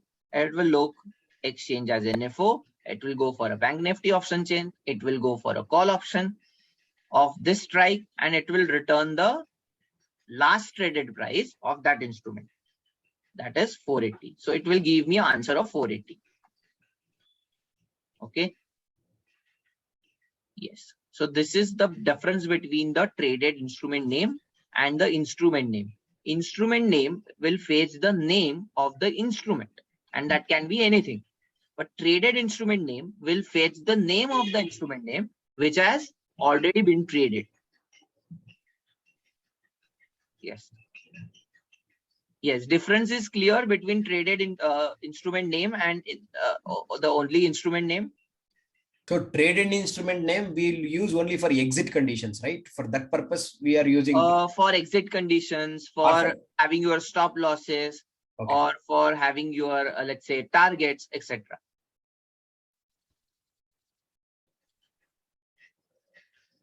There is a traded instrument also. How is that different? Yeah, that will take afterwards. Okay. That is a quite complicated keyword that we'll do. First, we'll do a simple keywords. Pranav, Pranav, can you explain this for stocks also? Like I'm not doing options. I just need to know about these stocks. For stocks, it is also same. You can go for instrument name here. It's not necessary you'll add only the options. Yes. Now you'll see. You'll answer me. Which exchange you'll select from here? NSE. NSE. Now either you can add the list. You remember we yesterday we have added some list. Yes. Then you can go for a list here, or you can actually go and select the stocks from this list also. Let's say you are talking about you want to fetch the price of the Reliance. Right. Then just click a Reliance here. Okay. Only select, let's say, a list here. What it will return? It will return the spot value or future value. Spot value. Spot value. If you go and add a expiry here, then it will return a. Then it will return. Future. No. Why no? Oh, it will not work. You have selected. You have selected NSE. Then exactly, it will not give anything. For that, you need to click on NFO. NFO. Okay. Yes. See, if you have selected NSE now, it will not add the expiry. Right. Right. So if you want to check the future price, then you should go for an NFO here, the same list, and then you can add the expiry. Okay.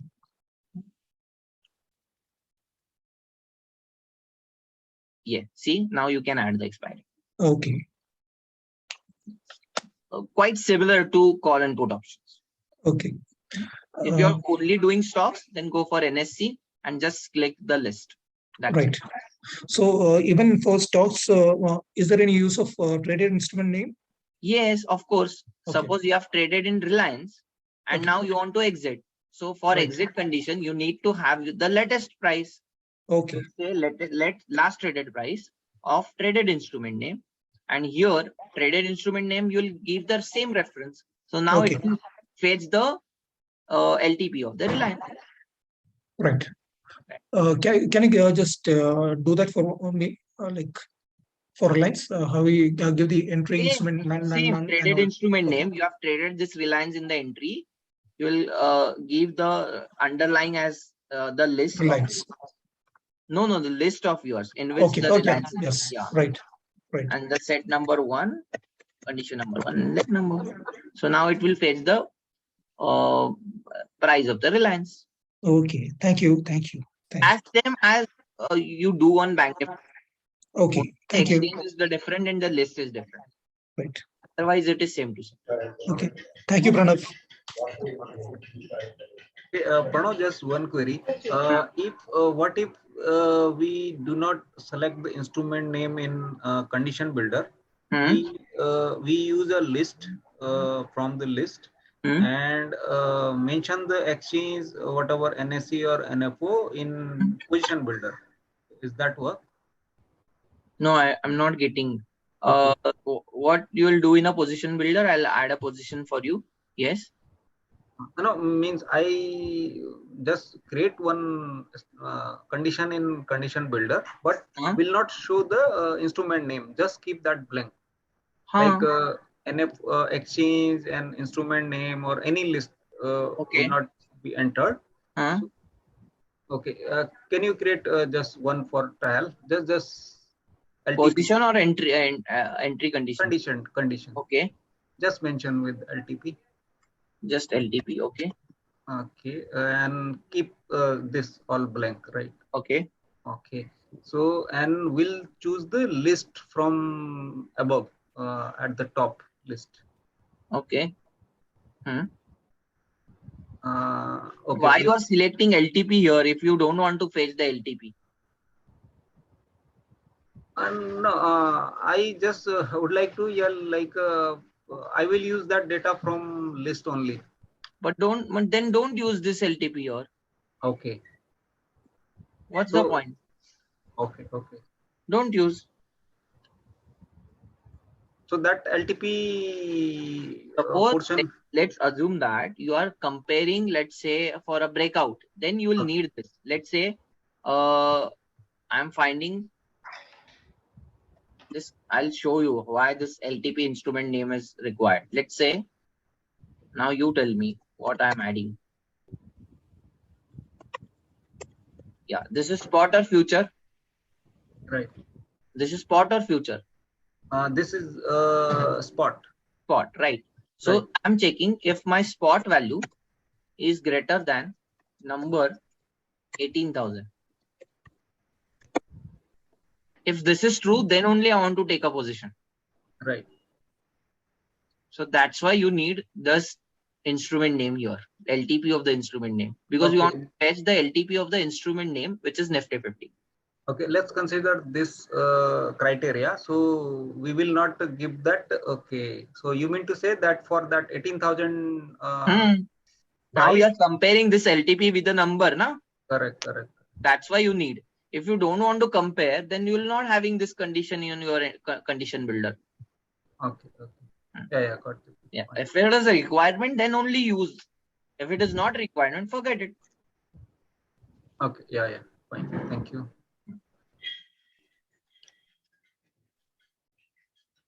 Hi, Pranav, can I ask a question regarding positions builder? Yes. The thing is, if I want to add Nifty and Bank Nifty both together in the positions builder, is that possible? Yeah, and add n number of positions here.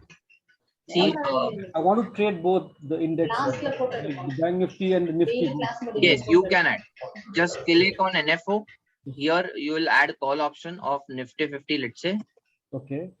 And you'll feel this as, let's say, my both PTM and current together. lot 1 and we'll add one more position. Just click add one more time. Okay. Or actually, now from Retron has added this feature, you can actually copy paste this position. Okay. So This I can alter the call instead of the put. Now here you'll change the bank nifty. I want to sell both the call and the put for Nifty and call put and call for bank Nifty as well. Yeah, yeah.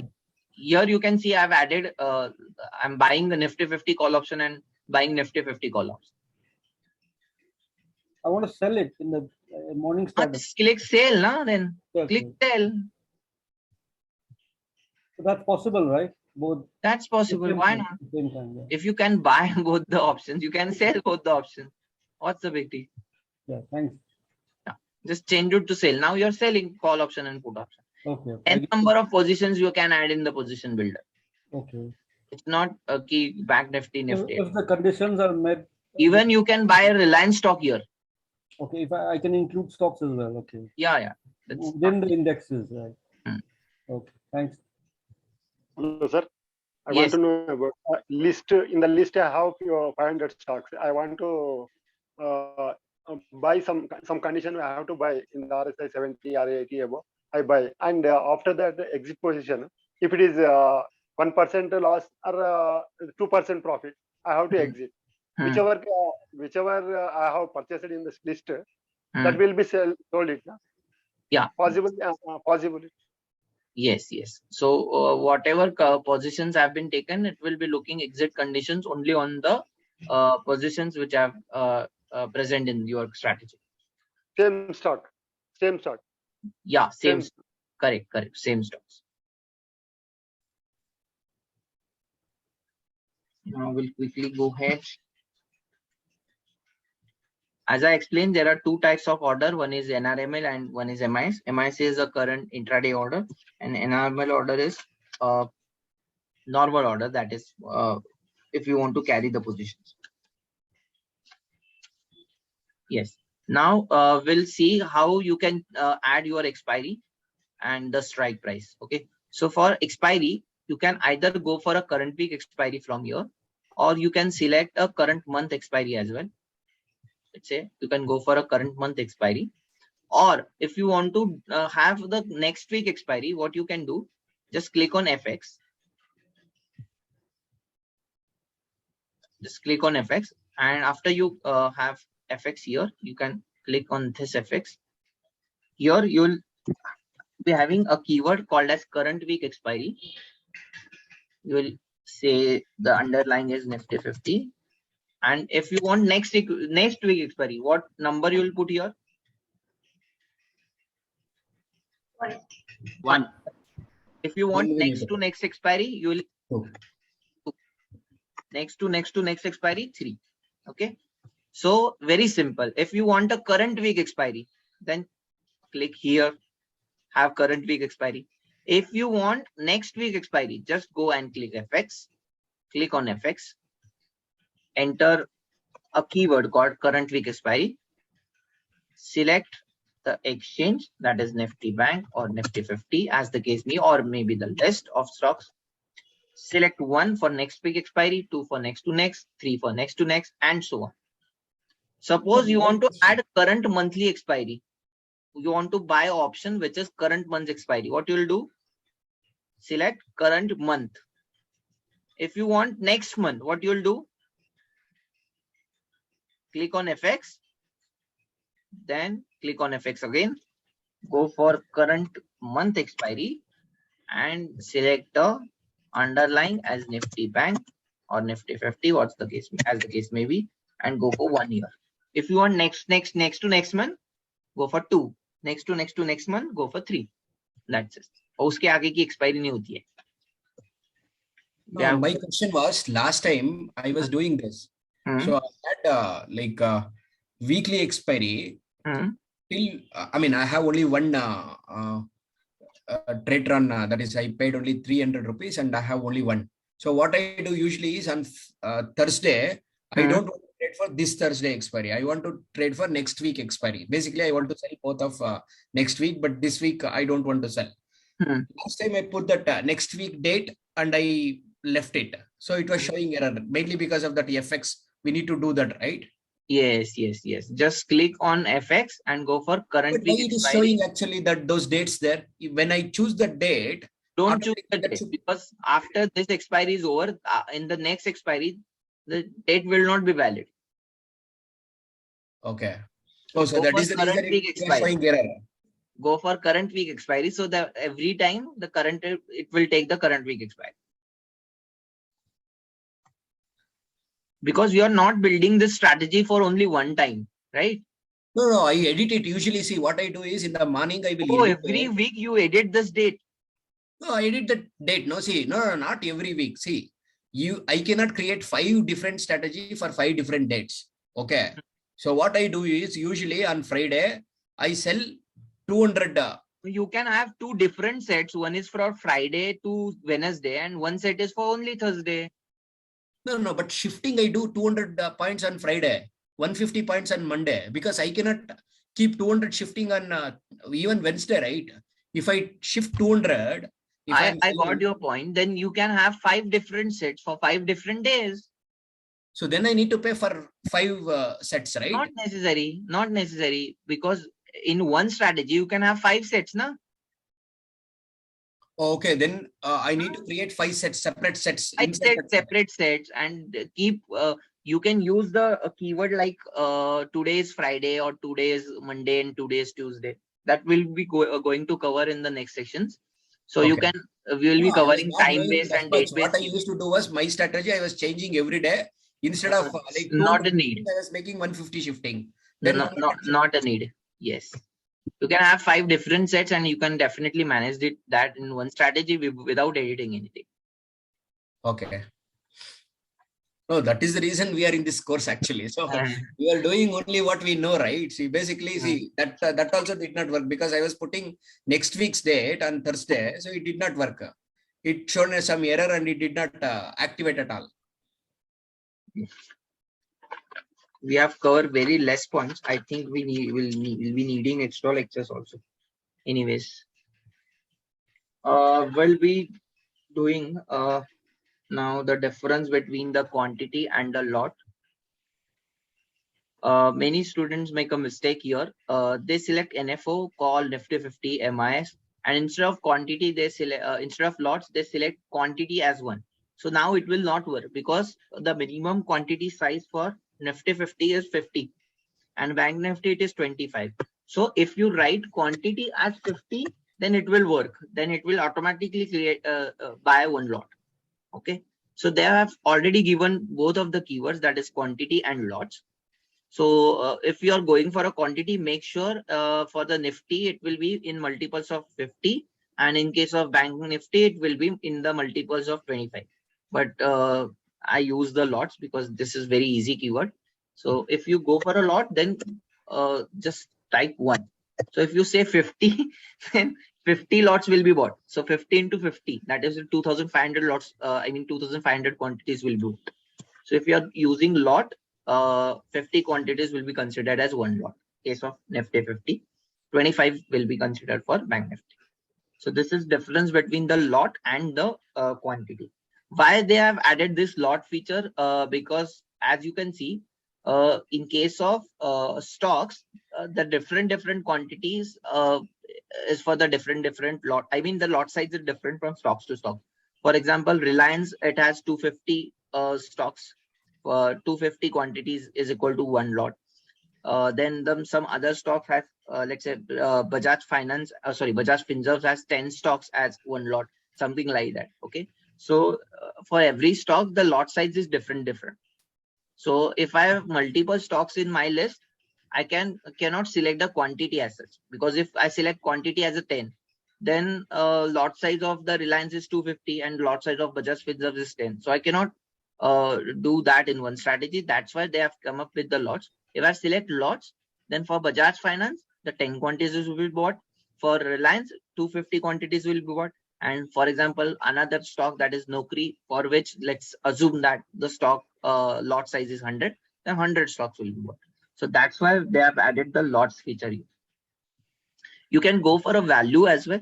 If you go for a value and type 10,000, then around 10,000 value stocks will be added. So some plus or minus will be there.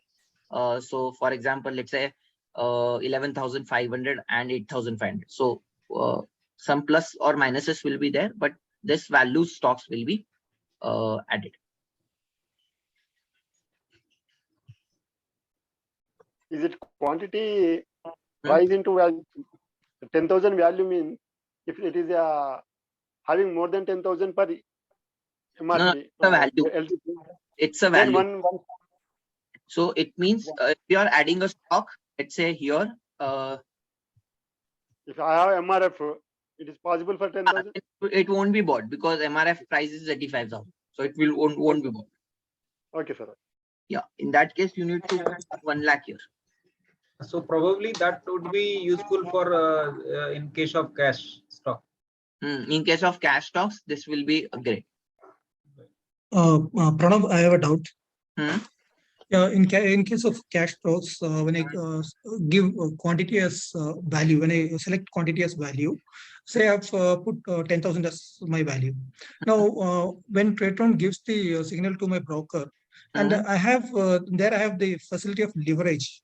Now, how does this value and leverage both reconcile? How does it actually work? No. It will be bought 10,000. It will not take leverage into consideration. Okay. So you can think about your leverage. So for example, if you are having 50,000 in your let's say broker's account, it is giving you the facility to have let's say 2,50,000. That is 5 times the leverage. Yeah. You if you want to have 5 positions, then put 50,000 here. Okay, right. So that 5 positions can be taken of 2,50,000. Okay, fine. I got the point. Thank you. Value can be used for options also? Yes, you can, but this will be very much difficult because the value for options value are varies from time to time, and it will be very much difficult to have exact that value and having lot size accordingly. So better for options, go for a lots. Don't go for value. Value is useful in case of cash stocks and not for future options. Actually, it is made only for the stocks. It will work sometime, but it is definitely not recommended to use. Yes. Pranav, can I fetch say I placed a market order, and if I fetch the last traded instrument name, can I get the actual price at which my stock or future has traded instead of the last traded price? You need that for that you need a different keyword called traded instrument that will be covering. Okay, so here actually if you start adding one more leg, let's say I'm copy pasting this position and just pasting for 5 times. Okay, so you need to understand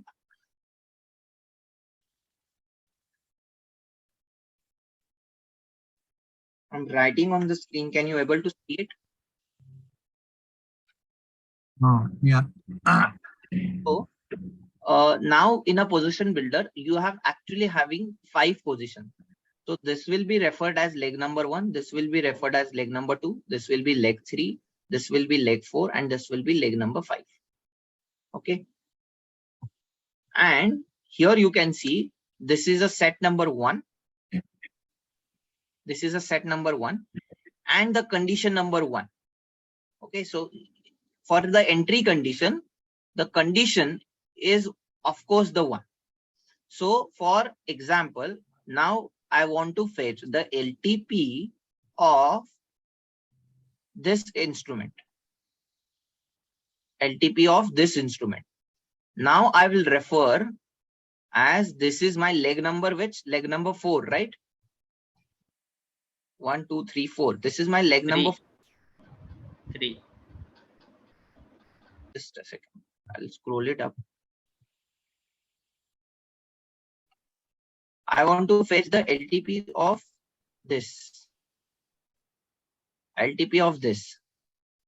So now what I will say, LTP of traded instrument name, which is traded in my set number 1, condition number 1, but leg number is 4.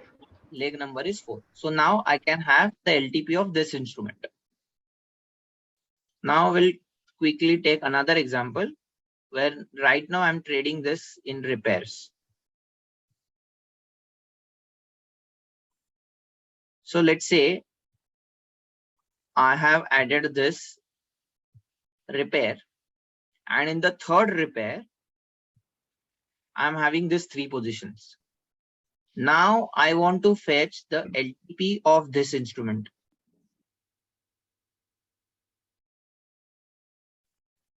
LTP of this instrument.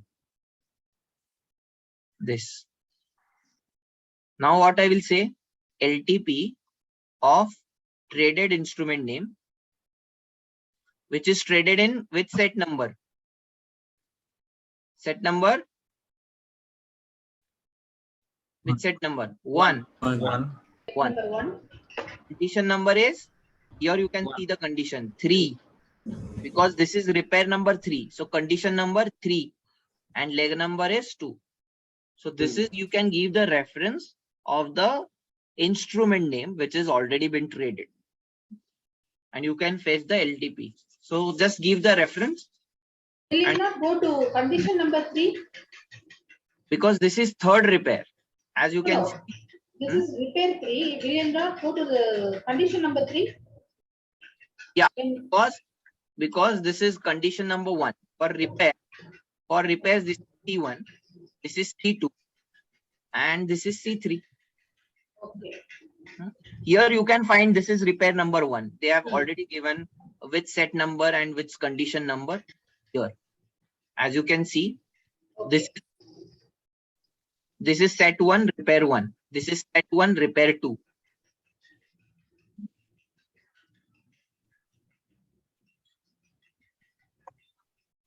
And this is set 1, repair 3. Therefore, I said traded instrument name, which is traded in set number 1, condition number 3, and leg number 2. Yeah. Pranav, sorry to interrupt. Okay, so this repair 3, shall we consider it as condition 4? Like anti condition would be there? No. For repairs, it is completely different number. For entry, it is always 1. For repairs, repair 1, repair 2, repair 3, etc. So there will be conflict between the entry. Entry will also be 1, 1, and assuming third leg to 1, 1, 3. And repair 1 will also be 1, 1, 3. Yeah, but at the time of selecting, you will select the repair or entry, na? See? No, when you are saying traded instrument name. Yeah, I got to your point. Just see here. When you select on traded instrument, your condition type you are giving as entry or repair ones. Okay. Entry, and in case of repair, you will give entry, and then. In case of entry, there can be 1, 1, 1. In case of repair ones also, there can be 1, 1, 1.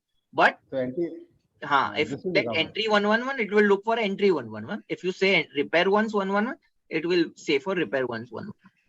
And if it is repair continuous, then again there are different numbers. Yes, for repair continuous also, it has a different condition types. So in repair continuous 1, 1, 1. Even exit also, then universal exit also. Can you change something to repair continuous there? Instead of once, you change it to continuous? Yes, if you change to continuous, the numbering is the same, because this is again the third repair. But in case of LTP, you need to select the repair continuous. No, but this will be like repair continuous 1, 1, 3, 1, 3. Yeah, repair continuous 1, 1, 3. You will find the reference here. Where? You will find the reference here. You will say repair continuous 1, 3, and whatever is your leg number. This will be third condition. Huh? Yes, so just refer this. That's it. Whatever you find in front of repair continuous or set or repairs, just give that reference. So S1 is here for you the will find the number. set number as well and repair number. This is a condition number. Yes, this is condition number. Okay, good. R3 is a condition number. Hello. Actually, I have a doubt. Like, see, we understand when we need entry conditions, when we need exit conditions. So when it comes to repair, in what scenario exactly? I understand all this, but like in what scenario I'll be using repair? Like I know when I'll be using exit. Yeah. Are you there yesterday? Yeah, I was there.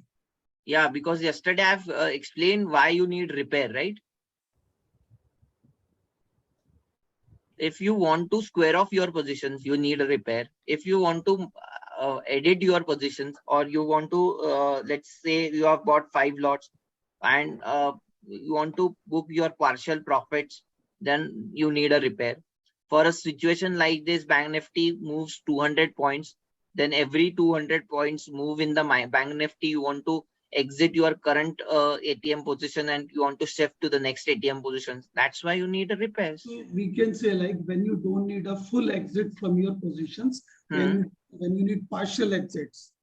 That not necessarily partial exits. So, for example, let's say Bank Nifty is trading around 38,000.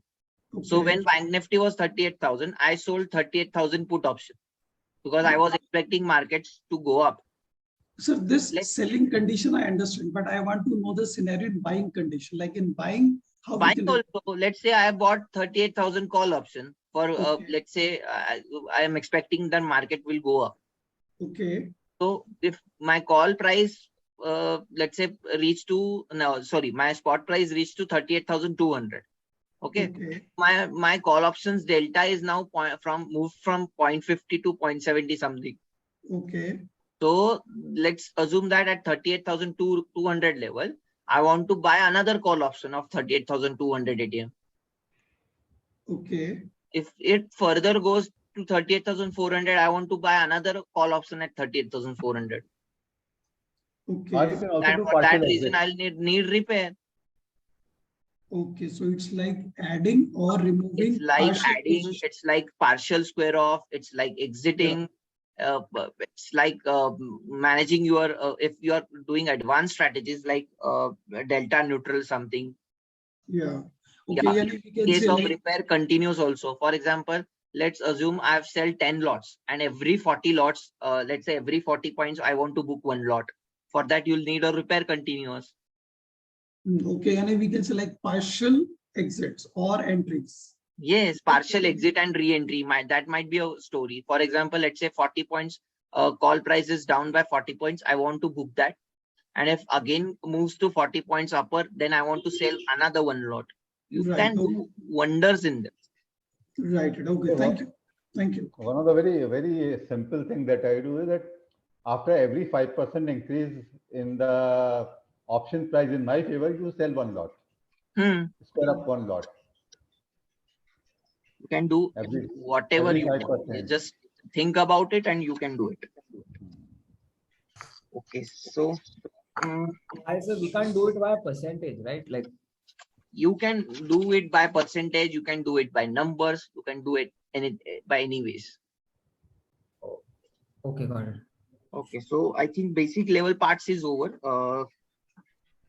From the next, I'll quickly give you a brief that what we will cover in the next 2 sessions, that is next Saturday, Sundays. On Friday, we'll taking a doubt session. If there are no that much doubts, we'll be having some teaching part as well, because in these 2 days, we have not covered that much syllabus which we are planned for. So if Friday we'll take a doubt session, if there are no such more number of doubts, then we'll be quickly having some teaching based session as well.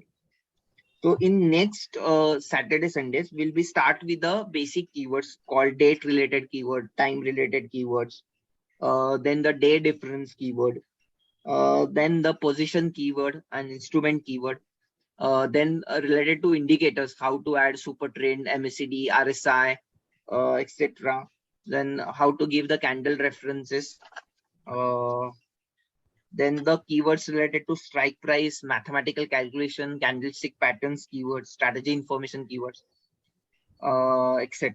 So most probably we'll covering half of the keywords from next Saturday, Sundays. And for this, have a document for all the keywords. Yeah, you can find a keyword documentation from here.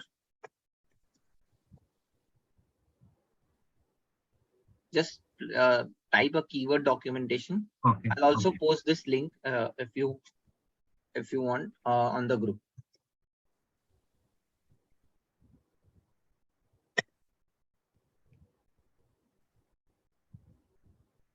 Yeah, those who have not covered that entity course, I'll again request you to go and complete this course in this coming 5 to 6 days. Pranav, is it possible to send a recording later today so that we can, I need to go through that recording because I could not understand everything from the start. Yeah, but recordings will be available till from Monday night, I think. So tomorrow evening I will get recording. Yes, tomorrow evening you will get the recordings because it takes time from Zoom to have to download the recordings from Zoom. We'll get the recording from Zoom after almost 16 to 17 hours. Okay. So if you're, we need to ask again, like for the. So for recording, we need to ask, or we will be given actually through this group chat only. We will be giving recording link. No, you will be getting this recording where you log in for this session. That is your TT2's platform. That is TT2 platform. You'll get the recordings there. Oh, okay. Where that basic course is there. There only these two recording. Yeah. Okay. Yeah, please, I request everyone, please don't ask the doubts in the chat box. You can just unmute yourself and ask the doubts, because there is a big possibility that I can miss. I don't want to miss any doubts. That's why I'm requesting this. Sometimes it happens that I forgot to see the chats. Should we? I'm taking first chat questions. I'm not in Telegram group. How I can join? I've shared the link yesterday in the chat box. I'm giving it again in the chat box. If you're not on the Telegram group, just click on that link and will be added in the group directly. Let me give 1 minute.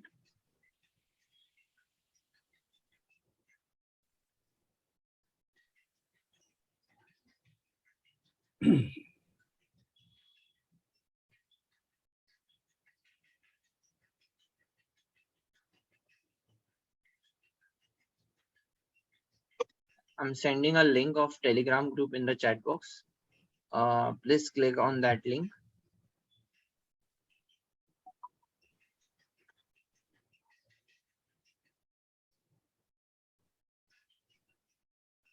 Pranav, just would like to say, like in that keyword documentation, those definition and explanation are on at very high level. So, is there any like easier documentation, another like even on other platforms? Easier documentation is next Saturday, Pranav Kanetkar. Sorry. Oh, he's. Yeah, I'll be explaining all the keywords in very much detail. Don't worry. Okay. Yeah. Thank you. Okay. I have a doubt regarding the ATM and ITM price selection. So I have created a strategy, and in that I require ITM. So when I selected ATM and in the FX ATM plus 3, minus 3. So what it is doing, it is going to two-step ITM, not three-step ITM. Yeah, because ATM you are selecting is not on the spots, it is on the future. That's why that difference is there. What you are watching and looking for ATM is on the spots, but as per the calculation, it is always on the future. So all the strike prices and ATM OTM is selected on the basis of future and not the spot price. So if you want a spot price, you need to select the spots price there. Okay. Yes, I've posted Telegram link on the group. I've posted Telegram link on the group. So you can just click on that link and join the Telegram. Pranav, just one question. Hello? Trailing stop losses. Yes, you can. Yes, just give me a quick here. If you have any doubts, whether you have an advanced doubt or topics which is related to that topic which I've covered in this 2 session, it doesn't matter at all on Friday session.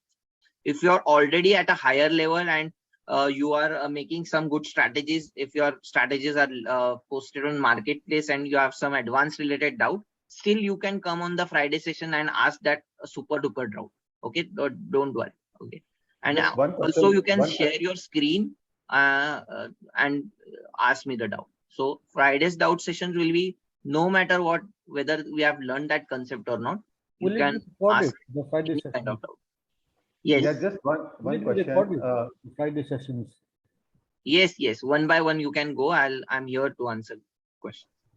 I have a question. This all the option strategies, are they based on the spot price or the future price? As the calculations of the options are always on the future. If you see the options prices are always decided on the futures price and not the spot price. But although if you wanted to check it on the spot price, you can do that. Yeah, but what is a better system to make a strategy based on the spot or on the future? It's not like that.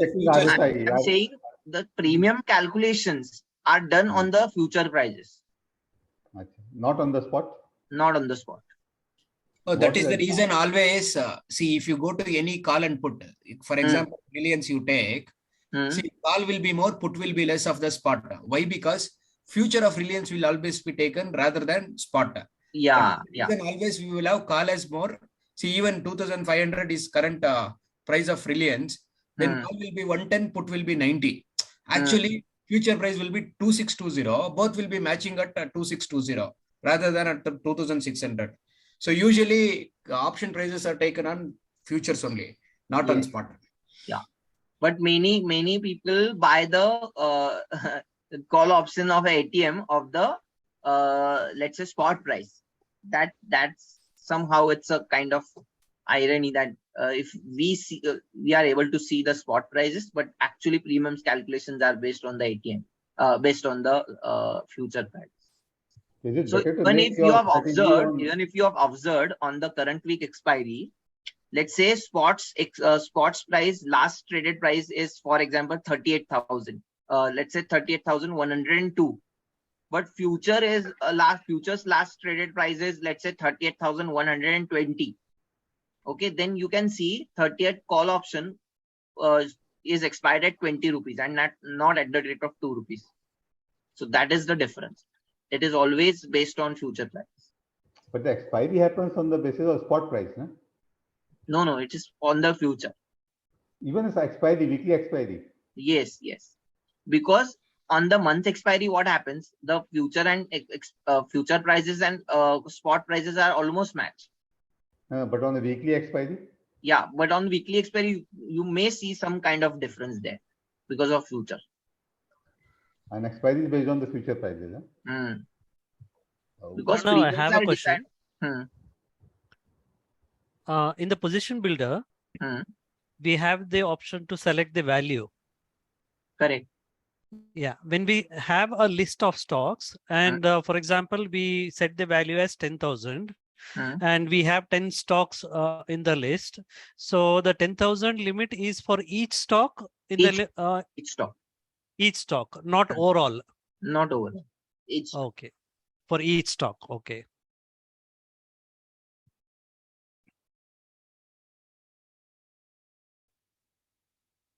I'll also share this Excel with you.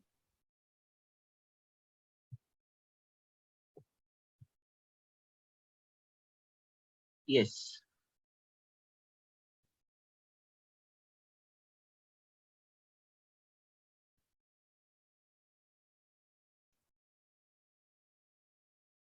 Okay, so we'll meet on Friday with all your doubts. Even if you have advanced doubts, no problem. will answer them. We'll try to cover all the doubts. Okay. Friday same time, right? Yeah. No, not same time. Friday at 9 p.m. Okay. Okay. Yeah. Official time is 9 to 10 p.m. But from last batch, it's almost went to 11 p.m. That's not an issue. Okay. Time is not the issue for me. Great. Thank you. Yeah. Okay. Bye, guys. Thank you. Bye. I can see some students are very advanced level, but don't worry, we'll catch up on part as well. Yes. Bye. Good day. Thank you, Pranav. Thank you. Thank you.